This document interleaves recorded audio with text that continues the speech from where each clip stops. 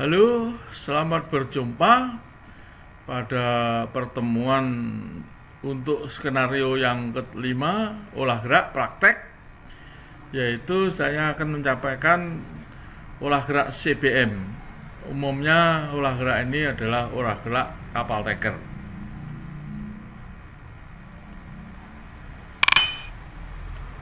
CBM sebenarnya kepanjangannya ya CMBM, karena singkatan dari konvensional multi buoy mooring.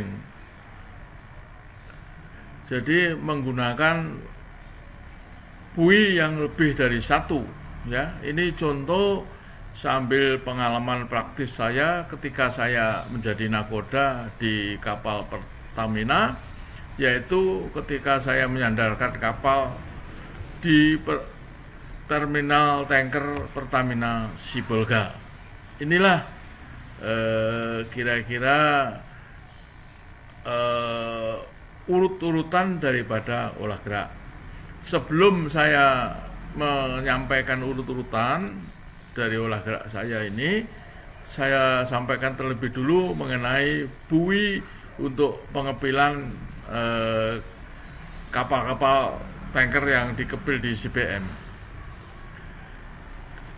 Nah, ini contoh daripada kalau sudah diikat, kondisi kapalnya seperti ini. Diikat di 4 buoy, 1, 2, 3, 4 dengan tali-tali dari kapal seperti ini.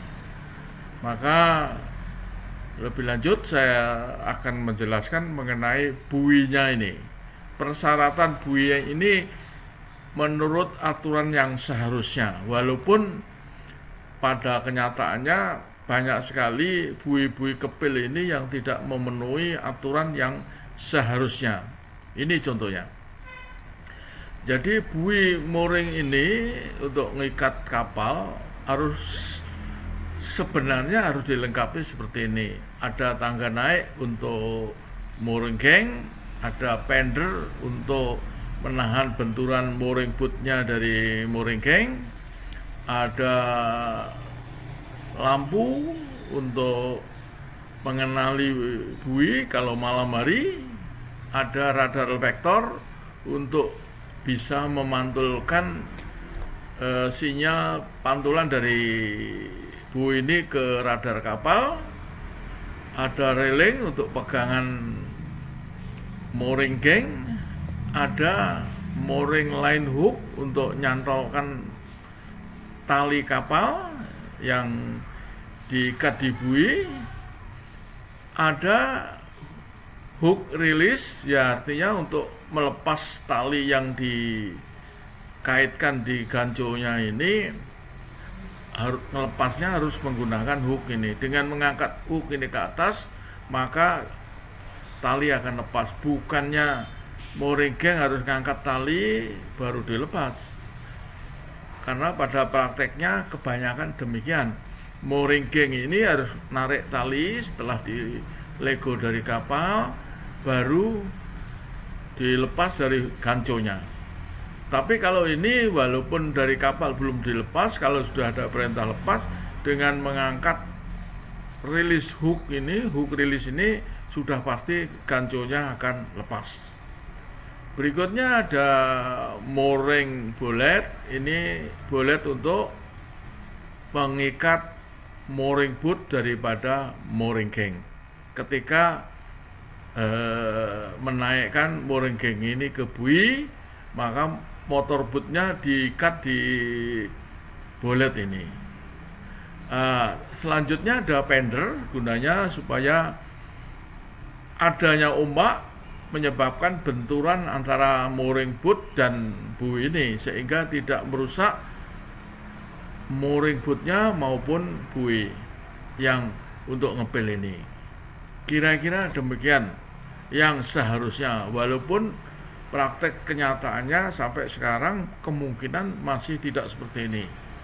Bahkan membuka talinya ini harus dibuka oleh mooring gang ini, sangat berbahaya sekali. Tali dikaitkan, diikat di mungkin suatu ring di sini dengan gunakan cakil, dengan gunakan kayu untuk menyantolkan untuk mengaitkan tali kapal ke buih ini. Kemungkinan masih ada yang demikian. Ya mudah-mudahan dengan perkembangan keselamatan untuk setiap pekerja di CBM, semua mooring buinya harus diberikan ganco yang secara otomatis bisa dilepas dari hooknya ini, tinggal ngangkat ke atas, bukan melepas talinya. Kira-kira demikian untuk safety.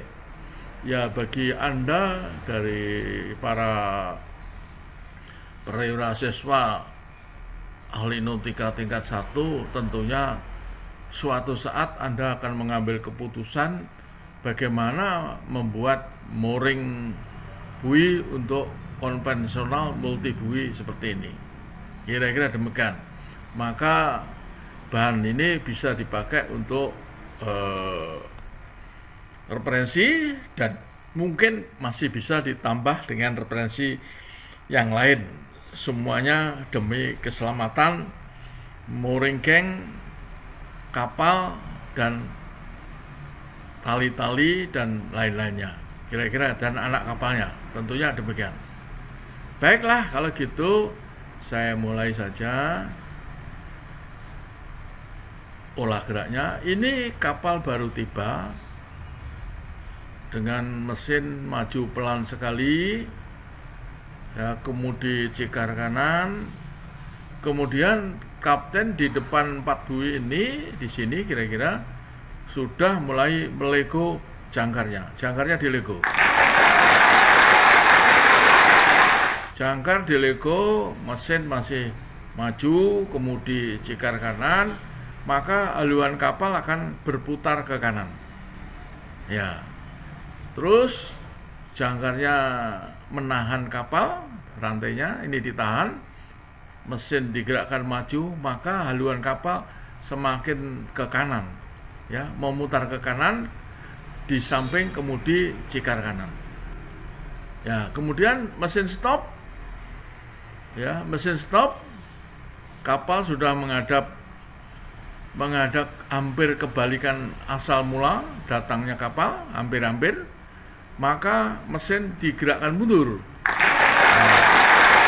Mesin digerakkan mundur karena kapal ini adalah baling-baling kanan. Kalau mesin digerakkan mundur, maka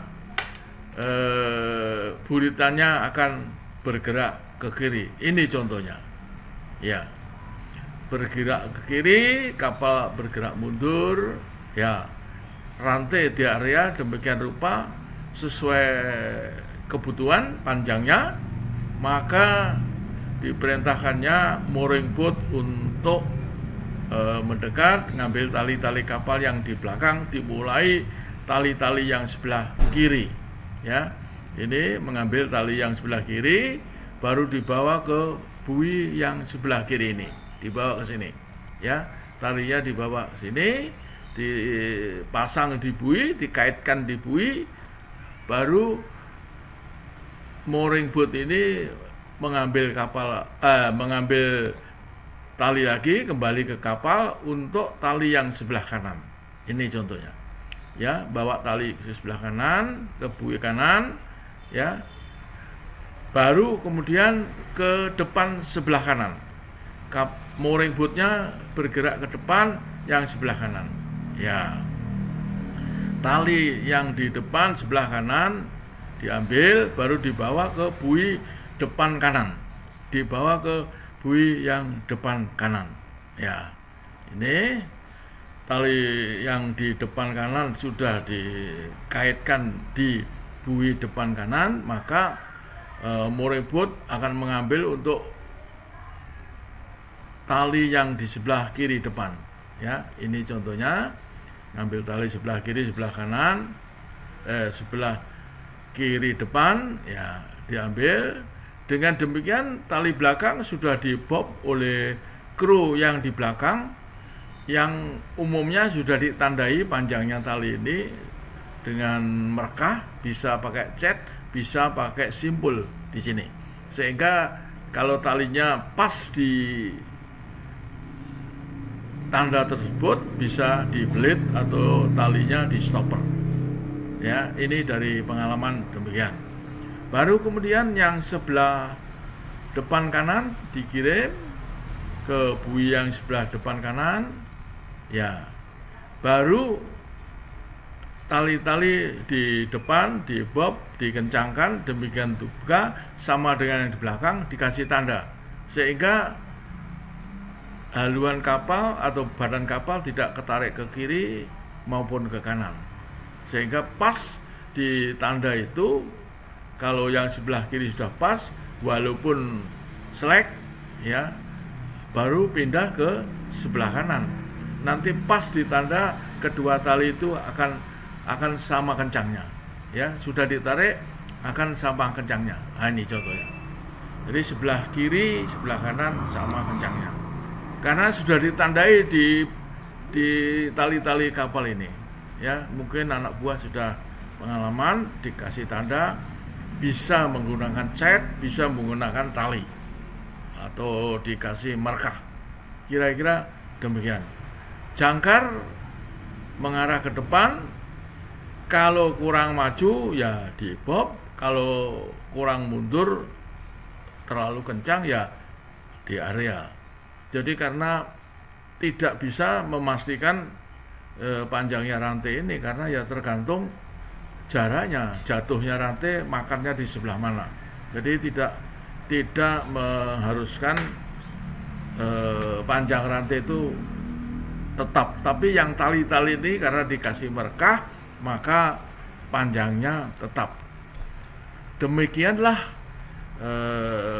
olah gerak di konvensional multi bui mooring.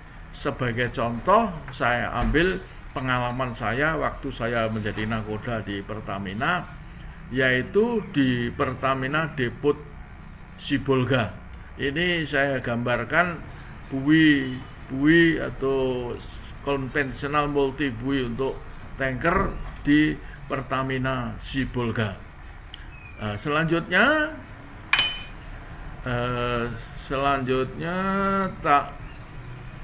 mooring boat mendekat, membawa mooring gang untuk mengangkat selang, ya. Selangnya di dasar laut ditandain, diikat, baru disambungkan dengan manipol yang di kapal ini. Ya, misalkan 2 manipol, ada 2 selang dipasang. Ya, dengan demikian sudah diikat manipolnya, 2 manipol misalkan, kapal siap untuk bongkar atau untuk memuat. Tapi umumnya kalau di Sibolga adalah membongkar, ya, membongkar untuk Pertamina Depot Sibolga. Ya, demikianlah salah satu contoh olah gerak di konvensional multi bui mooring. Sebagai contoh, saya buat simulator Pertamina Depot Sibolga, CMBM Pertamina Depot Sibolga. Mudah-mudahan bermanfaat untuk para pasis yang kemungkinan menjadi nakoda, barangkali akan menyandarkan kapal di konvensional multi bui. Ini salah satu contoh olah geraknya. Sekian dan terima kasih. Selamat mencoba.